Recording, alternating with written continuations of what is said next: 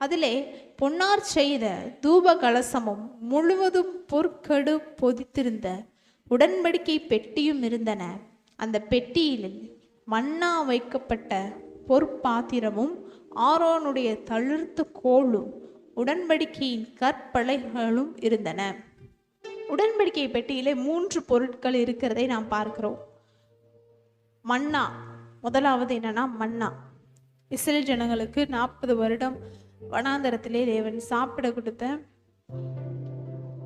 சாப்பிட கொடுத்த மன்னாவை சும்மா வைக்கல. எப்படி வச்சிருந்தாங்கன்னா, பொற்பாத்திரத்திலே வைத்து தங்கத்துல ஒரு பாத்திரத்தை செஞ்சு அந்த பாத்திரத்திலே அந்த மன்னாவை போட்டு அந்த உடன்படிக்கை பெட்டிக்குள்ள வச்சிருந்தாங்க.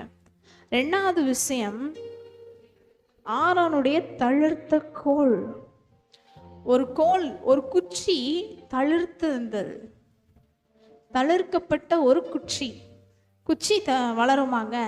வளராது. மரத்துல இருந்தா வளரும், செடி வளரும். ஆனா ஒரு குச்சி, ஒரு கோல் வளராது. அப்படி வளர்ந்திருந்த அந்த கோல். 3வது என்ன சொல்றாங்க? உடன்படிக்கையின் கற்பலகைகள், நியாயப்பிரமாணம் இருந்தது. இப்போ இந்த 3 விஷயமும் அந்த உடன்படிக்கை பெட்டிக்குள்ளே இருக்கிறது.